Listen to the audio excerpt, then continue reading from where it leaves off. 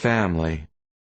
She was in hopes that the evening would afford some opportunity of bringing them together, that the whole of the visit would not pass away without enabling them to enter into something more of conversation than the mere ceremonious salutation attending his entrance.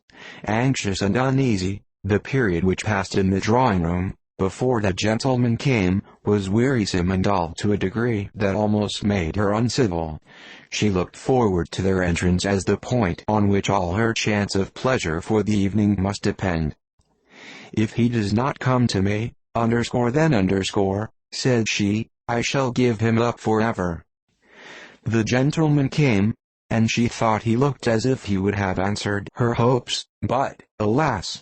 The ladies had crowded round the table, where Miss Bennet was making tea, and Elizabeth pouring out the coffee, in so close a confederacy that there was not a single vacancy near her which would admit of a chair, and on the gentleman's approaching, one of the girls moved closer to her than ever, and said, in a whisper, "The men shan't come and part us, I am determined. We want none of them, do we?" Darcy had walked away to another part of the room.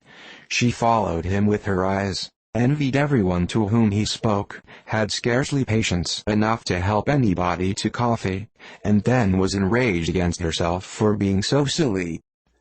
"A man who has once been refused, how could I ever be foolish enough to expect the renewal of his love?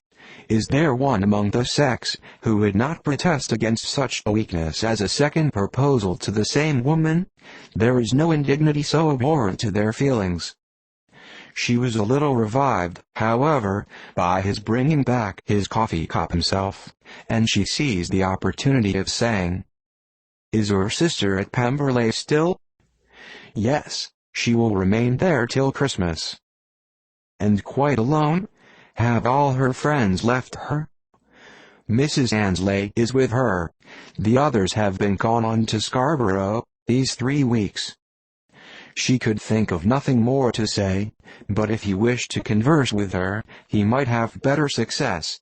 He stood by her, however, for some minutes, in silence, and, at last, on the young lady's whispering to Elizabeth again, he walked away. When the tea things were removed, and the card tables placed, the ladies all rose, and Elizabeth was then hoping to be soon joined by him, when all her views were overthrown by seeing him fall a victim to her mother's rapacity for whist players, and in a few moments after seated with the rest of the party. She now lost every expectation of pleasure. They were confined for the evening at different tables, and she had nothing to hope, but that his eyes were so often turned towards her side of the room, as to make him play as unsuccessfully as herself.